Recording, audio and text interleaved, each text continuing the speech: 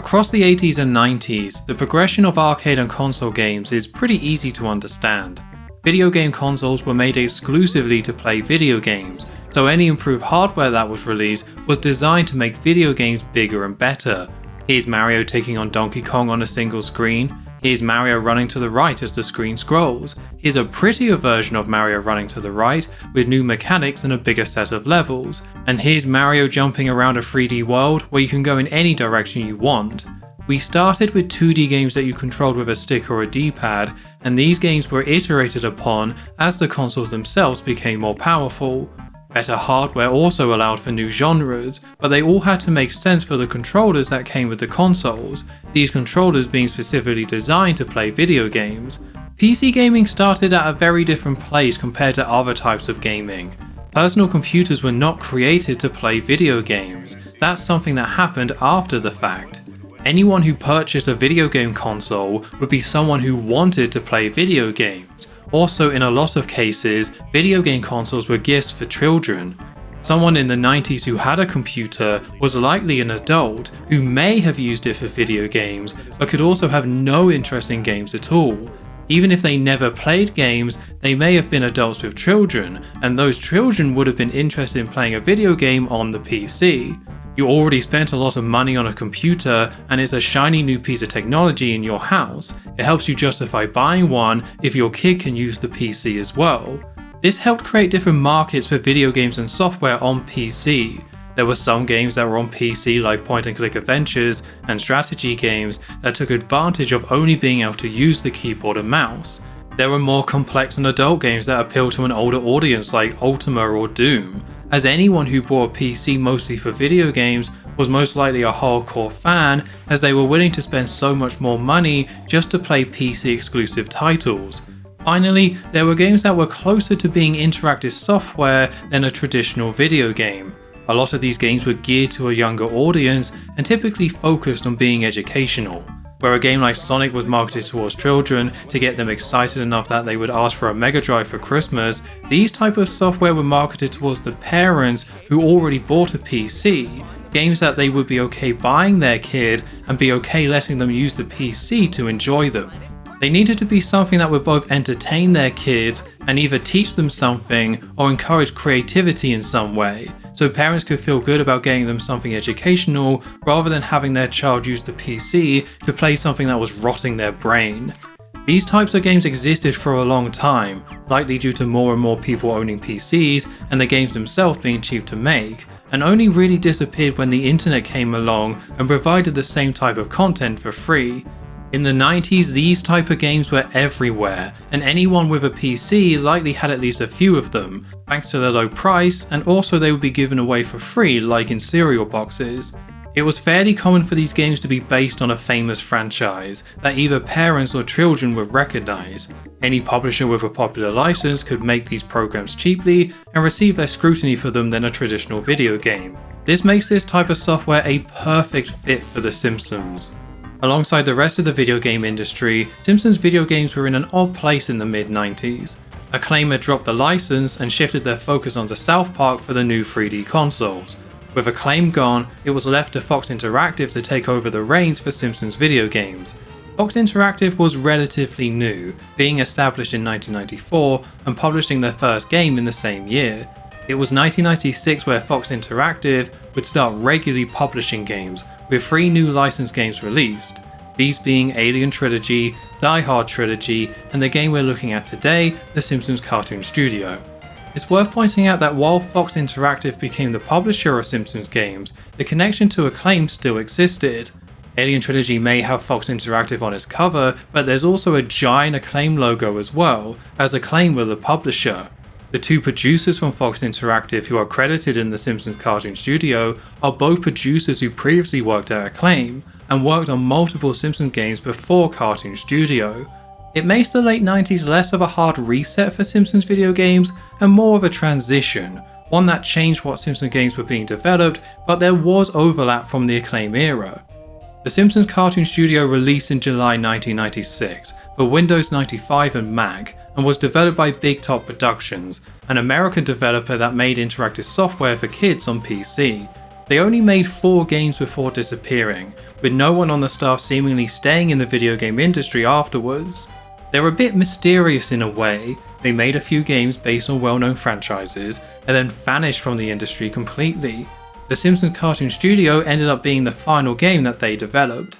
Before Cartoon Studio, Big Top Productions developed the game Cartoon Toolbox featuring Felix the Cat, making the mission statement for Simpsons Cartoon Studio pretty simple. Take this Felix the Cat cartoon editor and create a Simpsons version of it. It's not educational, but it's a game that lets kids be creative by making their own Simpsons cartoons. Quite a few games from this time were put under the educational banner, but the definition of educational was stretched very thin for some of these games, and Cartoon Studio is one of them. After Acclaim released so many broken platformers, having a Simpsons game that is just an interactive piece of software to play around with feels like a breath of fresh air. I'm very much ready to play this game, so let's jump into Cartoon Studio to see how The Simpsons kicked off this new era and what they added to the educational PC game scene. As this is a PC game from 1996, you first need to install the game itself off the CD. I do have a physical copy of Cartoon Studio, but I'll be playing it in a Windows 98 emulator, as sadly there's no official way of playing this nowadays. When I started installing the game, it triggered a wave of nostalgia for me. It's not an exciting thing to do, but it takes me right back to playing games on my old PC when I was younger. It's a shame then that Cartoon Studio's installation screens feel quite low effort. For older PC games, some games would create unique artwork, or they would have a unique menu just for installing or uninstalling the game. Even if the artwork wasn't unique, they would show you some type of image from the game or the game's cover. It was all in aid of getting you excited to play. Having to install the game sounds boring, but as a kid, you had just gotten home with a new game to play. The disc was now in your PC, and you were seeing assets from the game for the first time. Being creative with the installation screens was a nice way to help build that excitement while you wait, and it's something that Cartoon Studio doesn't do. It shows the logo in the top right, and there's a standard blue gradient as a background. It's not a real criticism of the game, and it might sound silly nowadays to even talk about installing the game, but there was an opportunity to show some extra Simpsons artwork here, and there's a chance that the game doesn't take advantage of, which is disappointing. I also want to point out that you can't play the game without the CD. Not every game required you to have the CD in the PC back in the 90s. I played Civilization 2 without the CD for years, but you have to have the CD for Cartoon Studio to run. As this isn't a full game and it's more PC software, it would have been a nice gesture to allow you to play at any time after you installed it, without having to switch out the CDs. While on the topic of first impressions, Cartoon Studio is another Simpsons game with great cover art. We're not quite past the stage where Bart wasn't seen as the most marketable character, as he's still front and center and much bigger than the rest of the Simpsons family. There's also a pre-release version of this cover that was featured on a promotional poster for the game. This poster likely intended for retailers, as it breaks down the complete marketing strategy for Cartoon Studio. This poster states that the game was going to release in May 1996 rather than July. It seems like there might have been a delay with the game, or potentially they just meant that they were going to start shipping it to retailers in May so they could start selling it in July. The version of the cover on this poster though is pretty great. It's the same rough concept, but it clearly hadn't undergone its final pass to get it to release quality. Bart is missing his tongue, Homer is missing his teeth, and Marge, Lisa and Maggie are all in different poses. The logo is also an older version, with it having completely different colours.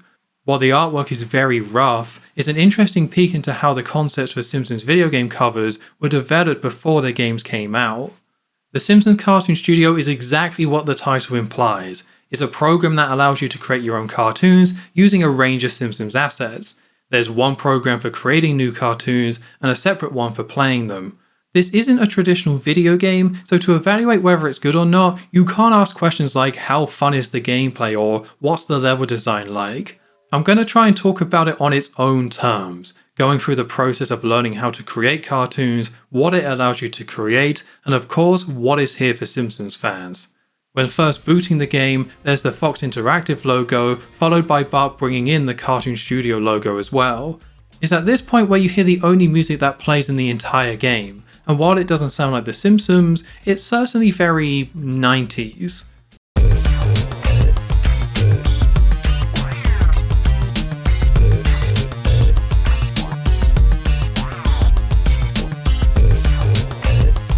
After the short intro, you're straight away into the cartoon editor. You have the cartoon you're creating in the middle, and all around the screens are different buttons to click on that you need to use to create a cartoon. You're then left to your own devices, and all you can do is click on different things to see what everything does. There is very little in the game that helps teach you how it all works.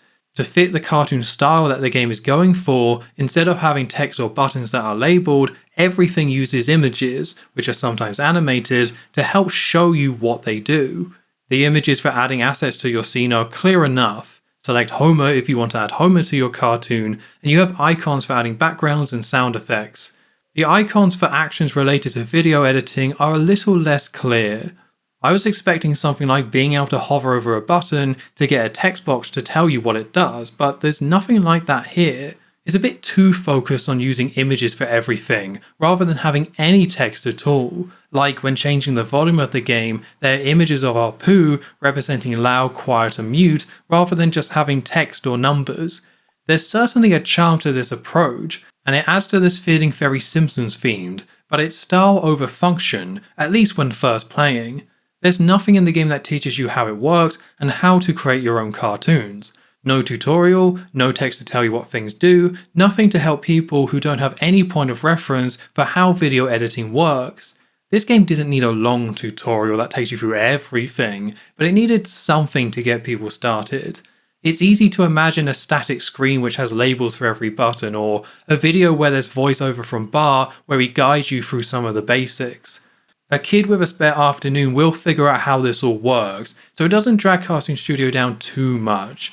Similar to the basic installation screens though, it feels a bit lacking.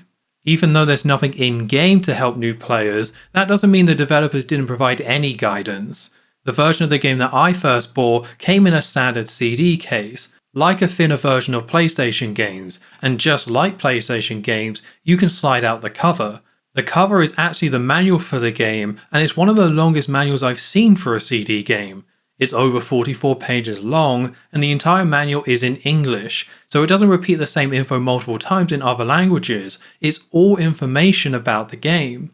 The manual includes everything you would ever want to know about Cartoon Studio. It's as comprehensive as you can get, as it explains what everything does, and it has a full guide you can follow that takes you through creating a cartoon from scratch. It's lacking a bit of personality, as it doesn't have any extra artwork of The Simpsons like in other manuals for Simpsons games, but that's a minor complaint when the manual gives you such a thorough breakdown of the game. With there being no information about how the game works within the game itself, the expectation was that you would read the manual to learn what things do and get up to speed. This topic has come up when I've looked at other Simpsons games. The idea that in the 90s, video games came with manuals, and it was expected that players would read these manuals, so it makes sense that some information about the game would only be included in the manual.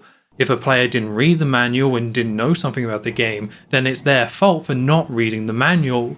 In certain cases I think this makes sense, but I have a problem with this mentality to manuals for every game from the 90s. Allow me to go on a slight tangent here, as what I'm about to say applies to all 90s Simpsons games I've covered so far, not just Cartoon Studio. The first problem with requiring people to read the manual is that most of the well-remembered games from the 90s didn't require you to read a manual to enjoy them. Someone can play Super Mario World for the first time today and can figure it out and enjoy it without ever touching the manual. More mature games like Doom are the same. It might take a bit more experimentation with the controls and mechanics compared to modern games as there was no in-game tutorials, but you will be able to enjoy it. People playing these games for the first time in the 90s were able to enjoy them without the manual, and for a lot of these great games, that's still true today. A positive quality to a video game is that it's naturally intuitive, that a player can understand and enjoy a game without running into issues due to a lack of basic knowledge that the game didn't provide, either directly or indirectly. That's not to dismiss more complicated games where you needed a manual, but there's a difference between making a larger in scope game that had to work within the limitations of the technology, meaning they had to rely more on manuals, and a game taking a shortcut with its design by not properly teaching players how it works. In the case of Bart vs the Juggernauts as an example, in one of the mini games there is a longer hop that you can do by holding A when moving. The game doesn't tell you this, so you either find it out accidentally or look in the manual. It's not a particularly logical move to do, but it's essential to beating the minigame. It's impossible to beat this without holding A to double hop.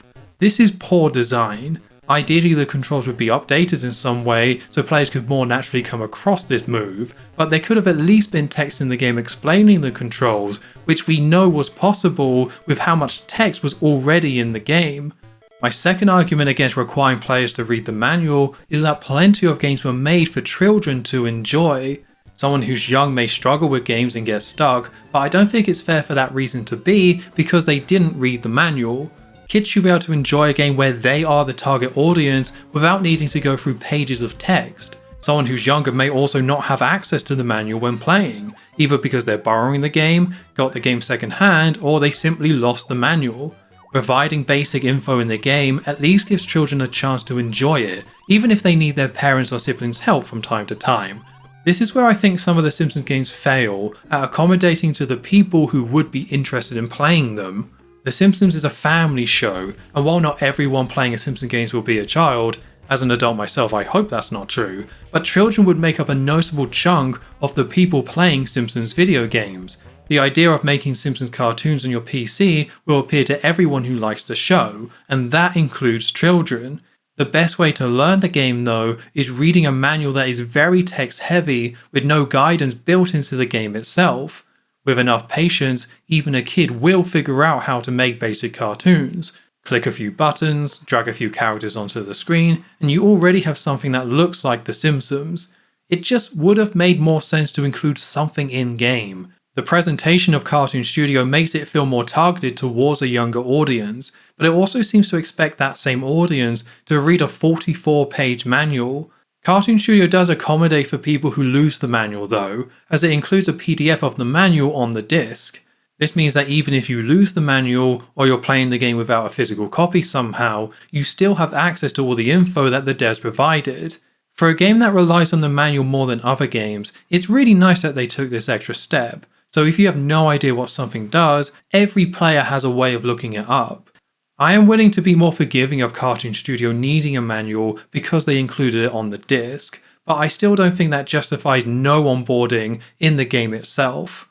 Before moving on, I want to mention the artwork on the disc itself. This is our first Simpsons game on a CD, as while Bart's House of Weirdness had a big box release, that came on floppy disks. We have all 5 of the Simpsons family, which look good, but this appears to be misprinted. Homer has an extra line through his hair, Lisa's hair is cut off slightly, and Bart's hair isn't aligned at all. I thought this was just an issue with the disc I owned, as I bought this secondhand off eBay and it isn't in the best condition, but looking into this misprint led me down a bit of a rabbit hole. Let me ask you a question. How many versions of The Simpsons Cartoon Studio exist? Turns out the answer isn't one, so let's go through all the different versions that I could find online. We start with the original big box release from 1996. The unique thing about this release is that instead of a cardboard lid, we have a plastic cover where half the box art is printed on top to give some depth between Bart and the rest of the family. We have the manual, which has the same info as the one I was looking at before, but it's much wider, being about twice the size. There's this nice teaser for Virtual Springfield on the back as well, with a postcard from Springfield and coming soon text at the bottom. The game itself comes in a case, but not the normal CD case. Instead, it's mostly cardboard with thick plastic holding the disc in place. You are currently looking at the EU version of the game that I own, which I think originally came out in Germany, although I believe the EU version is mostly the same as the US one. There's still the ESRB rating on the front and back of the case, just like in the US one, so the only difference is this sticker on top to include the European rating. It's like they just added this sticker to US copies of the game rather than printing a separate European version. Is this sticker where we find the most interesting detail, with there being an old school EA logo on the right? Yeah, EA distributed the Simpsons Cartoon Studio in Europe and Australia, making this the very first Simpsons game that EA had any involvement with. It wasn't the Simpsons game that they developed and published, it wasn't the Simpsons Road Rage that they published globally, and it's not even the Simpsons Wrestling that they published in Europe. EA's history with the Simpsons starts with Cartoon Studio. Last thing to note here is that while I praise Cartoon Studio for including the manual in its files, This original release didn't have the PDF on the disc. This was only added to future re-releases, with some having the manual on the disc and some of them not. I believe the next version that released is a re-release of the big box version. This one gets rid of the plastic cover and instead is a more traditional cardboard box, the type that you would typically see for PC games. The US version of this re-release is similar to the original. Outside of the plastic being gone, the main difference is that the manual is a bit smaller. There's still the same style of CD case with the cardboard, but now the manual has been shrunk down so it can fit into the sleeve. There was also an extra leaflet included to show off other Fox Interactive games from the time. They also printed the back of the big box onto the back of the CD case, so you can find versions of the game online that is just the inside part, as it technically has everything you need. I have the EU version myself, and it's quite stripped back compared to the original. The cardboard box is a bit smaller, and we only have the CD case inside the box itself. The CD case is more of a standard plastic one, and the manual is now the cover inside the case. There's no references to EA for this release though, potentially meaning EA only distributed the original 1996 release for Europe. This is the version that has the misprint on the disc itself. I have two versions of this release, and both of them have the misprint. The US version doesn't have this error, and every European big box copy I found online had the misprint. So if you have a copy of the game where Bart's head is all messed up, it means you have a European big box copy. Following this one is a more traditional dual case release in the US. This is similar to the CD case found in the big box Europe version, only just the CD case by itself. The most obvious difference is that the disc artwork has been changed. It's the same art, but now everything is purple and some of the text is now red. This version doesn't include a physical manual, and on the disc it states bundle software, not to be sold separately from approved product. I believe this version would have been included for free with a magazine, or perhaps it was one that you could find in cereal boxes. This one has an updated ESRB rating, which is missing the white background the ratings usually have. The original release was rated kids to adults, but this one is now rated E for everyone. That's because the ESRB changed kids to adults to E for everyone in 1998, so it's the same rating, but from 1998 onwards, games used E for everyone instead. Even though this has an updated US rating, the files on the disc itself include a separate German version of the manual. I would say that means this copy is from Europe and not the US, but the technical support inside the CD case uses an American phone number. The ISO for the game that's on archive.org also contains the German manual, so I think when they printed the purple disc, they included the English and German manuals for all regions rather than just Europe, so this one probably is from the US. Next up is another CD plastic case release. The manual is now the cover of the game, and the manual also has an updated advert for Virtual Springfield, showing the box art and a screenshot from Bart's room. The back of the CD case states it's from 1996, however there's a few clues that imply it came out later. The first is the Virtual Springfield advert, which is a game that released in 1997, and this advert looks to be showing a finished version of the game. The second is that Windows 98 has been added as a supported system for the game. The original release only had Windows 95 and Mac, but now Windows 98 is explicitly listed. The final clue is that the ESRB rating has been updated for this release, so now it's E for everyone. Weirdly, the back of the case says the rating is teen and not E. Between the year saying 1996 and the teen rating, I think someone just messed up the back of this release. The disc reverts back to the original colours, which did make me think this version might have came out before the previous one, but the legal line for Virtual Springfield has 1997 and 1999 in it, implying this was a 1999 release. I did find another CD case release, this time a European version, which mostly just adds this yellow banner on the front, listing the minimal requirements. This also adds Windows 98 as a supported system, and it uses the purple version of the disc. This release says that it's bundled software, but it has slightly different text, now saying not to be sold separately from Eagle Moss PC Ace. That's because this reprint was included with issue 8 of the British magazine PC Ace. PC Ace was a magazine that was aimed at 10 to 14 year olds, and they regularly gave away free games and PC software with the magazine. The magazine started in 1999, so I believe issue 8 also released in 1999, but none of the legal lines for the game itself have been updated, so I can't quite confirm this. And the last version I could find is the Australian release. This one is confusing as it looks like a combination of the original US release and one of the European CD case releases. We have a big cardboard box, and the bigger manual is the same as the 1996 US version.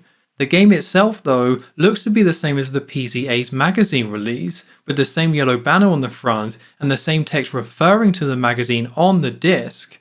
This is different though, as the box has the Australian age rating, and if we look on the back, we can see the EA logo, which is because they distributed this Australian release. This could be Fox Interactive reusing leftover versions from the PC Ace magazine release for the Australian version, or maybe the website that I found this version on incorrectly combined releases when they took these pictures. By my count, that makes 7 different versions of the Simpsons cartoon studio that released. There are 4 distinct versions of the disc, and I couldn't find any differences between them when looking at the game itself. The only differences I found were that the manuals were sometimes included and sometimes not. They seemingly just reprinted the game multiple times between 1996 and 1999 with tweaks to the packaging. They started with an original big box release before a more traditional big box version, then they kept printing it and putting it in smaller CD cases. It feels a bit excessive, but with how cheap CDs were to manufacture and the fact they were able to sign different deals with magazines to give it away for free, I can't say I blame them. If anyone knows of any more versions, then please let me know, but for now, I think it's time to move back to talking about the actual game itself. Okay, so as I was editing this video, I actually found another version. This one seems to have come out in 1999 and is from Specchior della Stampa. I've probably said that wrong. An Italian magazine that was more of a pop culture magazine, but apparently at some point they gave out a free version of Cartoon Studio. I think it was with the March 99 release of the magazine, as that has Homer and Bart on it. The main difference here is that they've actually updated the cover and it looks pretty terrible. So they've replaced Bart from the normal cover and added in this stock version of him. You can see this version of Bart on other places, so it is a stock image. And instead of saying Action Man, he's now saying, well, I won't try and pronounce the Italian. In English, he is saying, show me what you're capable of. Really strange version. I have no idea why they would swap it out, although it does make me think that if there was an Italian version of the game like this, then there's probably a German version and a Spanish version and all these extra versions. So I think you could make a strong case that Cartoon Studio has the most releases of any Simpsons games. I'm currently up to 8 and I'm sure there are more regional versions. So if there are any more that people know of, do let me know. Otherwise, I just wanted to highlight this Italian version because it's very weird and it looks very bad, but let's get back to the video and the actual game itself. I needed to learn how Cartoon Studio worked, but randomly clicking on everything didn't sound like fun, so I decided to follow the guide for creating a cartoon that's in the manual. I honestly found the UI in the game to be confusing, so in theory, a tutorial would be a great way to learn what everything does. The tutorial takes you through step by step how to create a short cartoon called Bart's Experiment. The game includes a completed version of the cartoon for you to look at, so you know what you're going to be making. There's 45 steps to go through, but most of them are very quick and easy to do. Things start off okay. It shows you how to add a background, which is easy, and also how to add a few different objects. The most important thing it teaches you is what this button does. When you add anything to your scene, by default it'll only be present for a few frames, meaning it will disappear if your scene is longer than those frames. For something like a chair or table, you select this symbol of hands stretching the film out, and that holds the object, so it will always be present on screen. The tutorial next shows you how to add an animated object by adding a blender to the scene. You drag the object where you want it, and the game automatically adds the extra frames to the scene to allow the blender animation to play out. This is when the tutorial stopped making sense. It asks you to place the blender and then press the stretch hands button to make sure it always appears on screen. Whenever I did this, it would get rid of the animation completely. Rather than keeping the first frame and then animating it at the right time, it just showed the final frame for the entire scene. I half fixed this issue by going back a few frames and extending the blender to the full scene to get some animation, but it wasn't starting on the first frame of its full animation. There's only 2 steps for this, which seems straightforward, so it's confusing why this wouldn't work. After that, you add a green monster which also has an animation, which worked correctly this time for some reason. The next steps are to add Bart using 2 different animations of him. The first is him reacting scared, and the second is him running away. There's a bit more jumping to specific frames in the scene for these steps. You want Bart to react to the blender and the monster at the right time, and then run away, so the tutorial mentions moving the frame to get to the right spot. There's an advanced tip in the guide which says you can press Ctrl 4 times to jump to the part where Bart is scared. I tried pressing Ctrl multiple times and nothing happened. It might be an issue with my Windows 8 emulator, but what kind of shortcut involves you pressing a key 4 times anyway? As part of Bart running away, the tutorial mentions you can drag Bart through the scene, which will show him moving while doing his running animation. Next up is adding audio, which was quite simple. You can add music, which will automatically loop throughout your scene, so you don't need to worry about trimming music to make it fit. When I added music, it added a load of extra frames to my scene, which isn't mentioned in the guide at all. It then asks you to add a sound effect called slurp, which I couldn't find in the game. I ended up adding slushy instead, as there is no sound effect in the game called slurp, despite it being listed in the tutorial. When looking at the example version of Bart's experiment, they actually use the sound effect blender instead, not slurp. You next add Bart saying "I caramba," add one of the pre-built The End effects, add some credits, and you're done. The tutorial ends with you saving your cartoon, although it skips how to export your cartoon, so you can watch it in the separate cartoon player, which feels like an oversight. So here's how Bart's experiment plays out in the version that's provided with Cartoon Studio.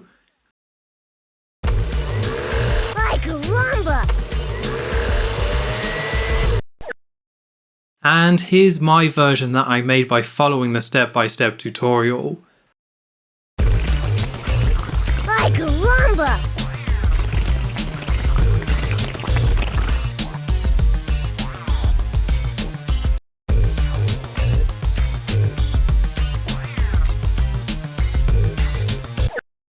For a 45-step, written down, optional tutorial, I would have expected it to be a bit more informative and less confusing. Why didn't the blender animation work properly after following the steps? Why did the music add all those extra frames to the scene? Why did the green's monster animation keep looping? Why did the tutorial ask for a sound effect that isn't in the game? The tutorial does a decent enough job of taking you through creating a scene, understanding needing to make objects persistent, jumping through the frames to time everything correctly, and adding a background, objects, cartoons, and sound effects.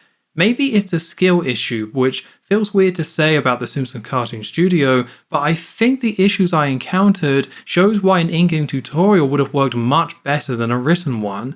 When you do something wrong, there's no feedback, so you have to experiment to figure out what you should have done. This is a useful way of learning something, forcing you to think about what you've done to problem solve, but if things can go so easily wrong when following a step-by-step tutorial, doesn't that show the tools might not be that easy to use? This might just be a problem with the fact that there are errors in the guide, rather than a problem with the game itself. It doesn't feel like the guide was sanity checked against the final version of Cartoon Studio before it released. With a bit more time messing around with Cartoon Studio, I did get a better hang of it, and I made a slightly better version of Bart's experiment. Assuming that players will do the same and get a good sense of what everything does, that brings us to the question of how easy and intuitive is this game for making Simpsons-style cartoons? The majority of what you need to make videos is accessible from the main screen. On the right side we have a selection of photos, and clicking on each photo gives you a list of things that you can add. Click on any character and you'll see a range of different animations for them, and you can drag these wherever you want onto your scene. The bottom 4 photos are objects, both animated and static, music and sound effects, special effects, and backgrounds. Just like with the characters, you simply click on what you want and it gets added. It's very easy to build a basic scene, to select the background you want, add a few objects, and then some characters with animations. At the bottom of the screen is the timeline. Krusty holds up a number which shows you what frame you're currently looking at, and you can use the hands and arrows to jump to specific frames quite easily. If you want something to occur at a specific time, you either drag Krusty to the right frame or use the hands, with the scene updating in real time so you know what's happening at the frame you're looking at. If you want a character to be moving on screen, you need to click and drag that character as you're adding it to the scene. As you do this, the frames will automatically extend to show you how long the animation is going to take. It's a nice and simple way of handling basic animations. You can drag and move characters in any way you want, and there's no technical aspects that you need to worry about. You pick what core animation you want to do, and then just drag it across the screen. I found the frame counter went up very fast every time I tried moving characters, which may be an emulation issue again.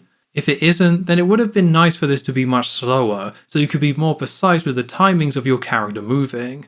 As there isn't a traditional timeline like in normal video editing software, you have to extend and crop the frames of each character and object to have them appear at the right time. Let's say you want to have Homer run onto the screen, do something funny, and then have him wait there while Marge runs onto the screen. After choosing a background, you find a running animation of Homer, drag him across the screen to have him move, and then stop him where you want him to go. You'll then need to add an animation of Homer doing that funny thing by going to the frame at the end of Homer's run and dragging and dropping the new animation over the top. You then go to the end of the scene, find a Marge running animation, drag her onto the scene, and animate it in the same way that you did with Homer. Homer will have finished his animation though, so he'll disappear as Marge is running on screen. To keep Homer around, you either need to add extra animations, or you select Homer and extend his frames to the right. He'll stay frozen in whatever frame of animation you are viewing, and if you want to see him move later on, you can add a new animation wherever you want. If you want characters or objects to appear or disappear, you can also cut frames. So if you selected Homer when it's halfway through running on screen, you can crop and delete everything to the left of the current frame you're on, which will make him just appear on screen. The process of adding these frames is what the manual describes as holding, and deleting the frames is what it says is called cutting. Holding and cutting is how Cartoon Studio lets you edit the timing of everything in a scene and choose how long everything appears on screen, and it's what you need to understand in order to create cartoons that are more than just a few random animations happening. When I was going through the tutorial, the reason why the blender didn't work properly is because I was selecting extend to all frames, which takes the current part of the animation you're on and makes the object look like that for every frame in the scene. Instead, you need to select the first frame of the blender's animation, hold the frame to the left, and then go to the last frame of the blender's animation and hold that frame to the right. So it's on the first frame at the beginning, then plays the animation, and then stays on the last frame of animation for the rest of the scene. I appreciate that they were trying to find a way to simplify video editing, but this system is clunky and feels quite limiting. As part of the holding and cutting system, it treats each version of a character or object as one thing. You can't have two versions of the same character on screen. Adding a new animation of a character overwrites what's already there. This means that if you want to have an object appear on screen, have it disappear for a bit, then have it appear on screen again, you need to make sure you time everything out correctly the first time, otherwise you have to delete it and start all over again.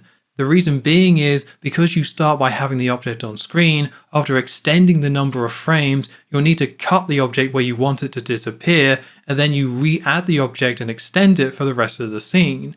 As the game treats it as the same object across the entire cartoon, if you want the object to disappear a bit sooner, you can't cut specific frames. You can only delete all the frames from the left or all the frames to the right. If that all sounds confusing and weird, it's because it is. Cartoon Studio is designed to make very short and basic cartoons, and anytime you try and get a bit more creative, you run into these oddities with the tools. You can't directly say that you want a character to exist for these frames in a scene. You're extending frames to the left and right, then deleting frames to the left and right as well. It works well enough for a cartoon that lasts for about a minute with maybe a couple of different backgrounds, but any more than that and it becomes cumbersome. Let me give you another example. Let's say you wanted a cartoon with 3 different scenes, one with just Bart, one with just Lisa, and then the final one with Bart and Lisa. You'll first create the scene with Bart, and then you have to extend the total amount of frames in the scene to include the second scene with Lisa. Afterwards, you'll extend the total amount of frames again by adding Bart and Lisa to create the final scene. It's a bit awkward extending the total amount of frames for your cartoon, but putting that aside for now, it's difficult to make edits and changes without having to redo chunks of work.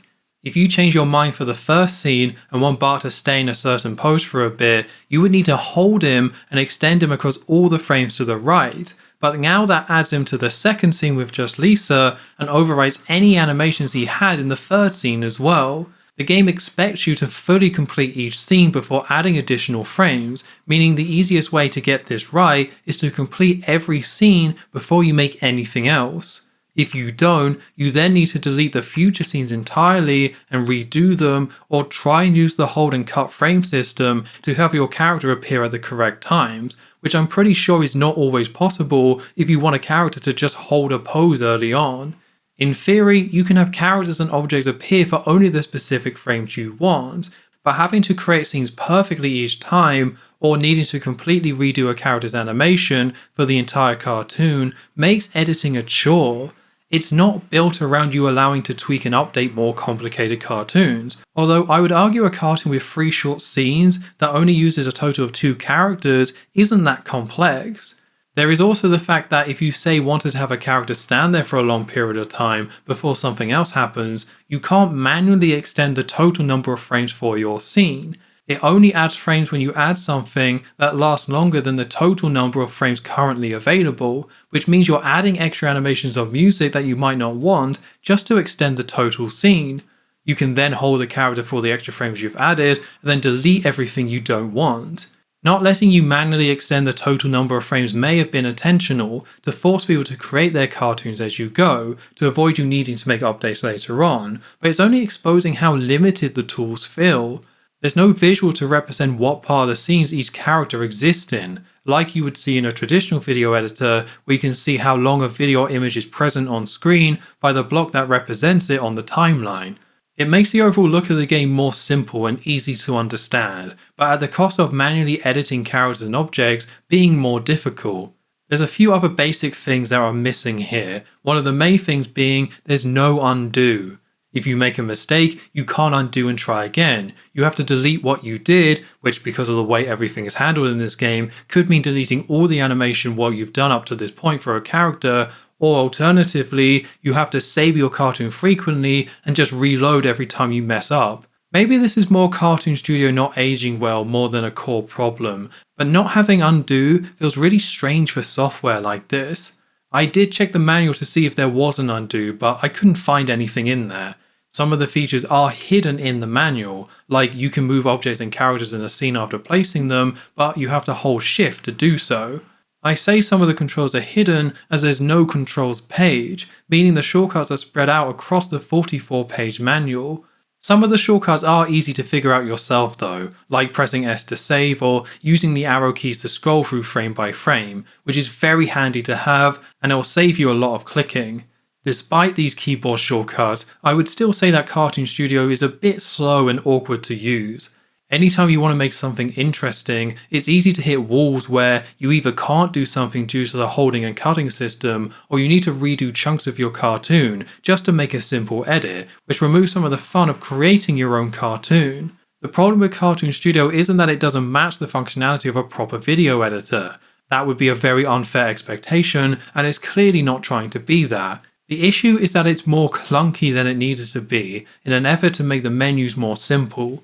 I don't think it needed to be structured this way. It's fine for what it is, but it strips away too much of the basic functionality that any video editor has, which makes it harder to use and understand, not easier. I've been quite negative so far, and I may be making it sound like this is a hard to use program that's not worth your time. I don't love the hold and cut system, but there are definitely upsides to the way that Cartoon Studio works. As I mentioned before, it's very easy to put a scene together. You can have a series of characters running on screen, doing a variety of animations, all on top of a Simpsons related background with a range of different objects, and it only takes a few clicks to do so. Adding music is as simple as selecting what track you want to play, and sound effects can be added easily by going to the frame you want the sound effect to play and just selecting the one you want. On the left of the screen is the Layer Manager, which you can use to see everything that you have in your scene, and you can drag each character and object up and down to decide what displays on top. The visuals for this system is very clear, and it's easy to update it whenever you need to. As there are very few menus and subscreens, it does mean everything is easily accessible. Whatever you want to do is only ever a few clicks away, and nothing is tucked away in a hard to find menu. It does work, and it's semi-successful at being a simple video editor, but the experience is more difficult thanks to the rigid frame system and a lack of quality of life features like undo. Ultimately, when it comes to Cartoon Studio, you first need to overcome its oddities with the video editing tools and then focus on the cool things that it can do, rather than what it can't. If you're okay with a bit of awkwardness and are okay with creating Simpsons cartoons out under a minute, then Cartoon Studio has a lot to offer. It's a Simpsons themed video editor, which means they filled it with Simpsons content that you can add to your own cartoons. Each of the main menus of the Simpsons family, Homer, Marge, Lisa and Maggie, all have their own individual sets of animations for you to use. All the character animations feature flipped versions as well, so you can have Homer running while facing to the right, or the exact same animation of him only is facing left. It's another oddity of Cartoon Studio. Instead of having a flip button, they duplicate every animation and you have to scroll through twice as many animations to find the one you want. Homer, Marge, Bart and Lisa have walking and running animations, as well as ones like laughing and being electrocuted. Marge's and Lisa's electrocution animations are kind of unsettling. It's off-putting seeing their skeletons as they're being shocked. Marge also sadly doesn't have her bunny ears under her hair, like she did in The Simpsons arcade. Instead, she has a lightning bolt coming out of her skull, which actually might be weirder than the bunny ears. All the Simpsons members have an animation of them driving in a go-kart wearing a fez, which is a reference to the couch gag for Bart sells his soul from season 7. It's a very specific reference to include, and it shows that this game will reference any part of the show that it wants, rather than stick to only the more famous moments from the show. Quite a few of the animations are unique to each character, with each set of animations being pretty different between the family members. Homer has his iconic strangling animation. If you have the urge to create Homer strangling Bart, or Marge, or Nelson, or anyone you want, then you can do that. Marge has a set of animations with Maggie, an animation of her picking up a bowling ball, and one with Snowball 2 jumping out of her hair. Bart gets the most animation of any character in the game, with animations of him on his skateboard, him putting down his shorts at the camera, and a set of Bartman-specific animations. We're back to Blue Shirt Bart for Cartoon Studio, both with the animations in-game and on the cover of the game itself. He wears blue everywhere apart from on his portrait on the right side of the screen, where he's in his normal orange t-shirt.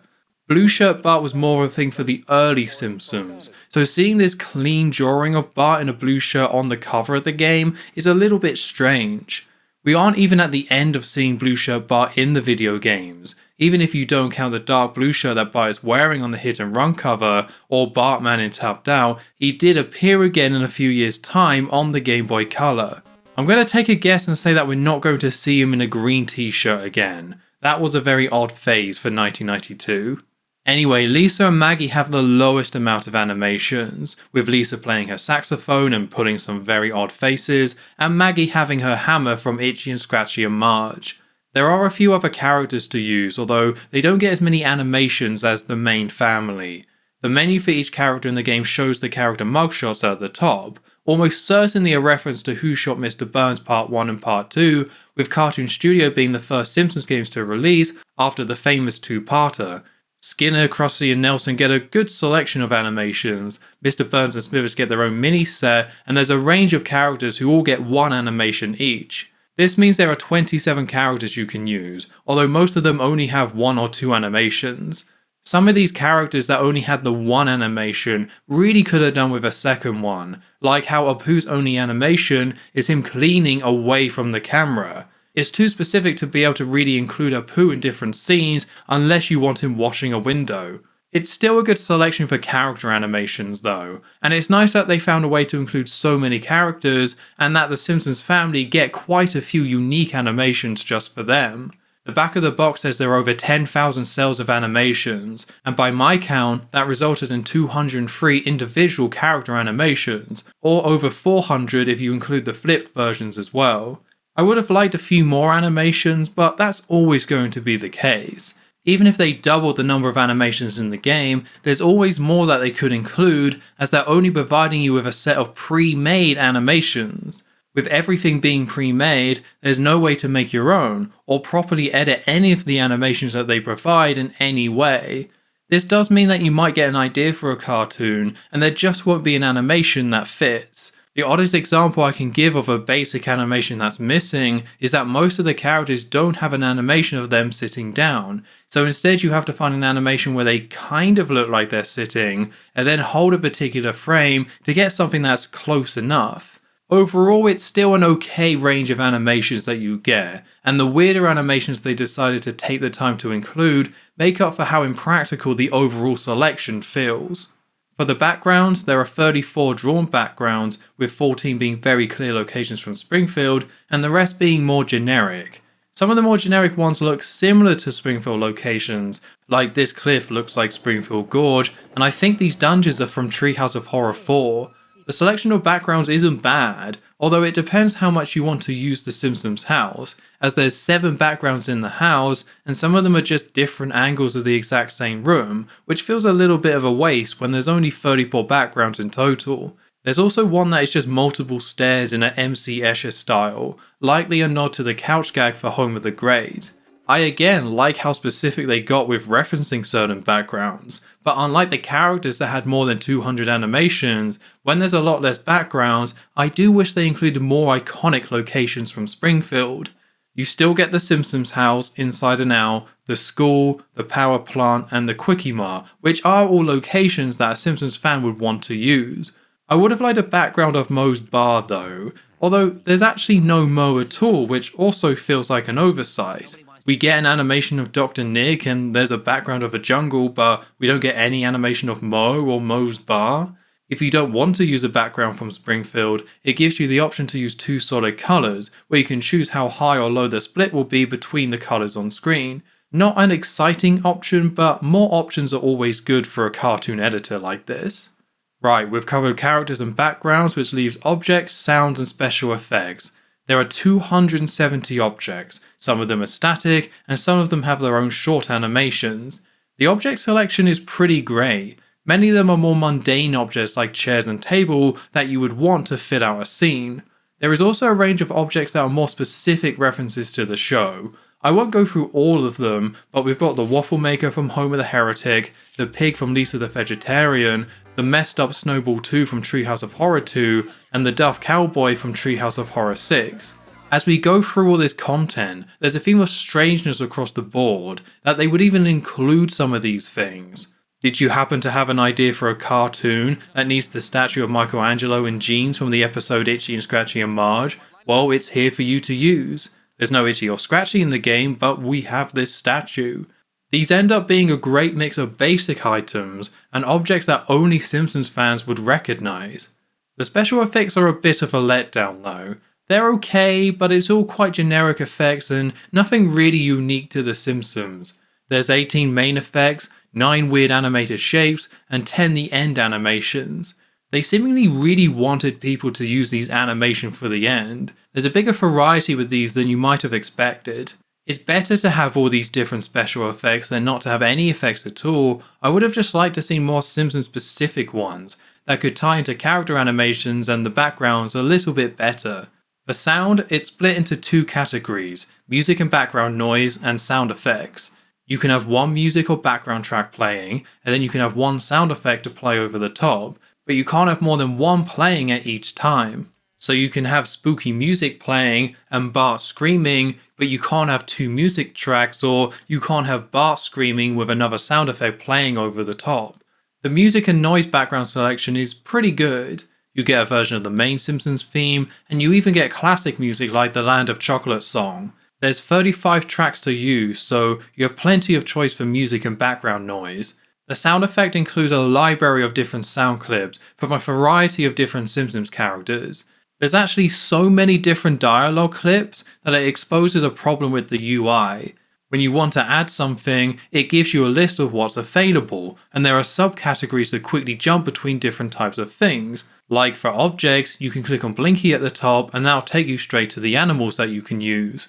For For sounds, there's a dialogue category to click on, but there are 74 separate lists of dialogue clips to use. It's not a huge problem, but if you're looking for a specific clip, then it takes a lot of clicking to browse through all these menus. The dialogue could have been split up a bit better, even just having the Simpsons family dialogue and other characters as their own subcategory. Part of the reason this issue exists at all is that there are so many clips to use. Homer by himself has 118 different voice clips, and there's hundreds of other voice clips from 24 different characters from the show. Unfortunately, it does still mean there are some characters that you can place in a scene that don't have any voice clips, these being SciShow Bob, Groundskeeper Willie, and SciShow Mel. To make up for that, Bumblebee Man and Ken Brockman get a couple of voice lines, which are likely meant to be paired with a TV that you can place in scenes.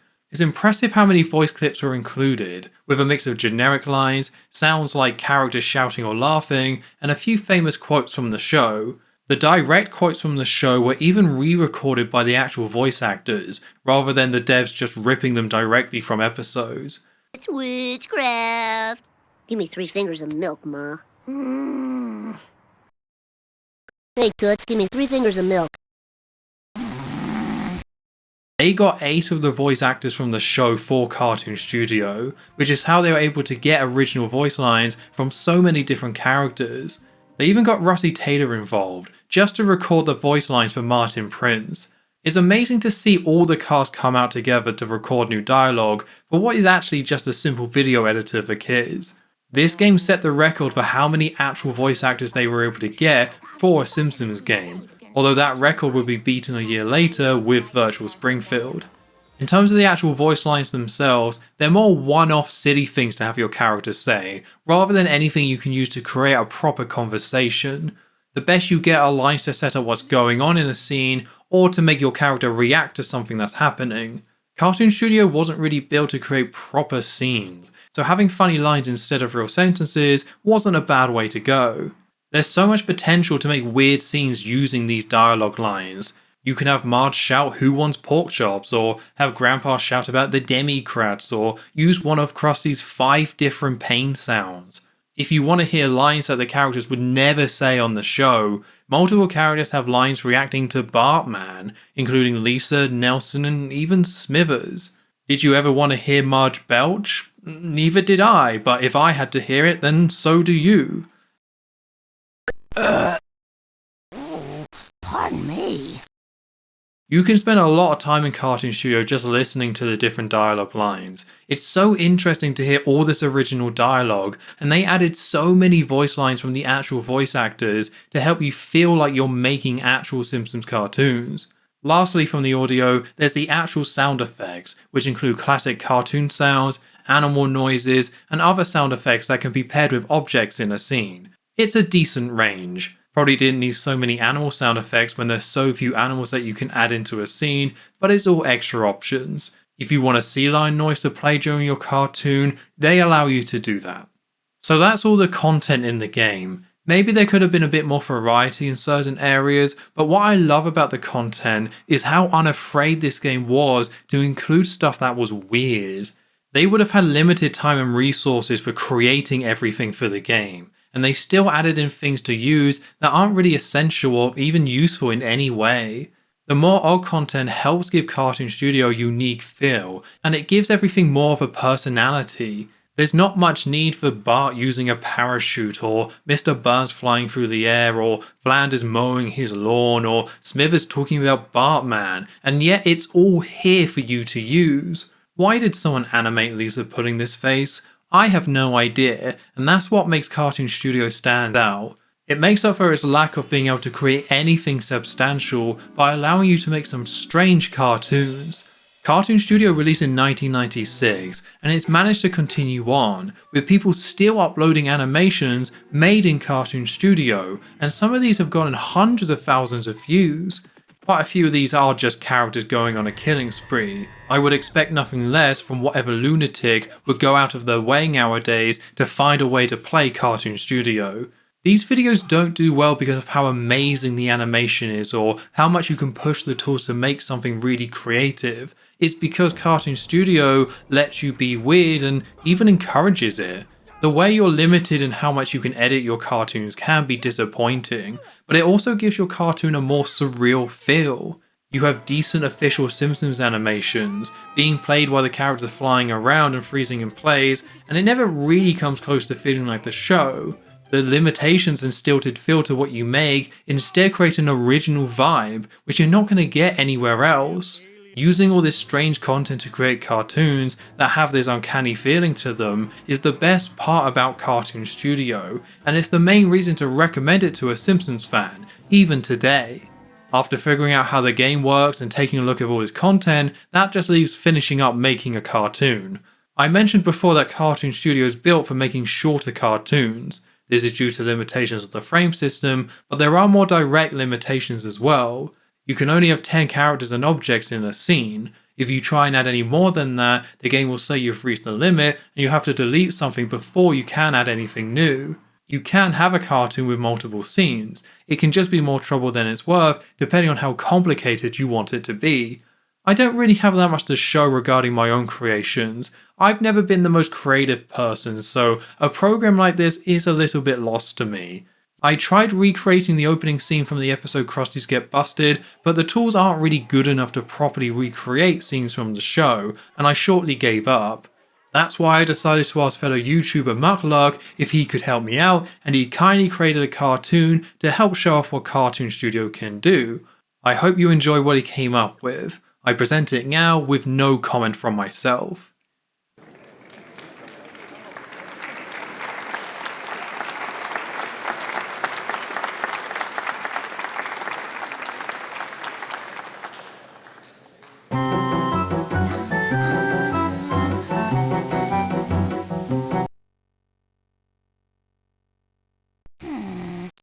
Where did I leave Maggie?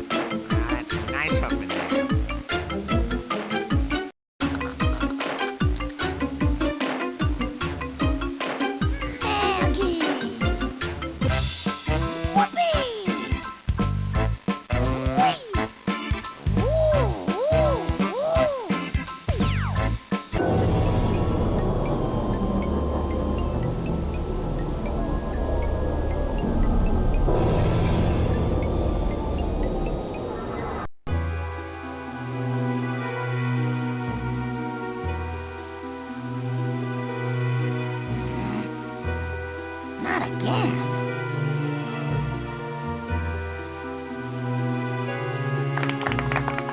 You may have noticed that the video had credits in it, and the credits are added after you export your cartoon.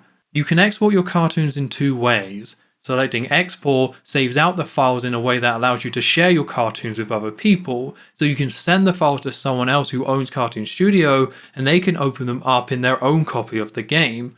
That's a pretty innovative feature, even if in 1996 it likely didn't get used that much. The other export method saves it out to the Cartoon Player, which is a separate program you get alongside Cartoon Studio. I like that this process exists because it builds in a bit of anticipation as you save out your cartoons and then go to the separate Cartoon Player to watch it. It's just a shame that the actual Cartoon Player doesn't offer that much. You're watching them as you would in Cartoon Studio, only credits are now added. It ends up being easier to watch cartoons in the main program rather than going through the process of exporting and loading up the separate player. There needed to be a bit more purpose to the Cartoon Player, like if it added the proper Simpsons intro to cartoons or allowed you to play cartoons back to back. As it is, the Cartoon Player is a bit pointless. So that's the Simpsons Cartoon Studio, something that you can certainly have fun with even if it feels too limited and awkward to use. The first time experience can be a little tricky, as there's a lack of in-game tutorials and nothing is labelled, and once you figure out how everything works, the way you have to extend and cut frames isn't a smooth experience. It can be more trouble than it's worth adding things into a scene and holding them across the frames that you want them to appear. When you combine this with the fact that there's no undo function and you can't manually extend the total amount of frames in the scene, it feels like they tried to simplify things too much, which makes basic video editing more of a headache than it needed to be. I don't think it's easier for a child to understand this over normal video editing, and it feels like editing as a whole could have been more intuitive. In terms of what a child can do with the software though, it is easy to create basic scenes very quickly by dragging characters, objects, audio and backgrounds onto the screen. You can scroll through each frame quite easily to time everything up, and you can drag your characters onto the scene to create basic movement without too much trouble. There's little actual animation work that you need to do, which allows you to make scenes where characters are doing multiple different things by just combining a string of different pre-made animations and dragging your character across your scene. The highlight of the game is the content that it offers. Most of the content isn't necessarily the most practical, but it does allow you to create weird and charming cartoons by combining all the odd content together. Does the Simpsons Cartoon Studio allow you to create proper Simpsons cartoons? No, not really, but it does allow you to use all these different original animations for the characters and use a large range of voice clips to build your own mini Simpsons scenes. They're quite basic and crude scenes, but someone who loves The Simpsons and has a bit of creativity can get lost making different cartoons. It probably won't be something that you play for long. There are clear limitations here, like the lack to be able to customize anything that's provided, so there's only so long that you can use the funniest clips over and over again. That doesn't stop it from being a charming game that lets you mess with the Simpsons world in a way that no other game does. Calling it a game is debatable though, which makes ranking it against other Simpsons games a bit tricky. I'm just going to tackle it as how well does this function, and as always, how worthwhile is it for a Simpsons fan to check this out. It's easy to recommend Cartoon Studio over the waves of unfinished and overly difficult games, which puts it higher than the Itchy and Scratchy game, Bart's House of Weirdness and Bart vs the Space Mutants. When comparing it to the games that are actually okay or at least semi-decent, the exclusive content in Cartoon Studio makes it better than Bartman Meets Radioactive Man and Escape from Camp Deadly. I'll also say it's better than Krusty's Funhouse. Krusty's Funhouse is a better game as it's, well, actually a game, but a Simpsons fan isn't missing out on anything by never playing Krusty's Funhouse. You are missing out on all the weirdness, animations and voice clips by not playing Cartoon Studio. That leaves Bart's Nightmare, and I'm going to give it to Bart's Nightmare. I find it a bit more creative and it stands out as a more unique version of The Simpsons. You could go either way though. Do you prefer an SNES game which is frustrating but original, or a PC cartoon editor which is weird but basic? I'm going with the one that has King Kong Homer in it for this case. When looking back at Cartoon Studio, it feels like such a product of the time because no one really took this idea afterwards and expanded on it. The concept of a program where you can make your own Simpsons cartoon is a good one, and a second attempt could have gone so much further. It just never happened. Other franchises did get similar programs, but video editors that are themed around animated TV shows didn't stick around for long. We didn't get Family Guy Cartoon Studio or Rick and Morty Cartoon Studio. This type of PC software became less relevant over time, with Flash games and the internet taking over, making the idea of standalone, paid educational software make less sense. It's a shame Cartoon Studio got left behind, but realistically it actually wasn't needed.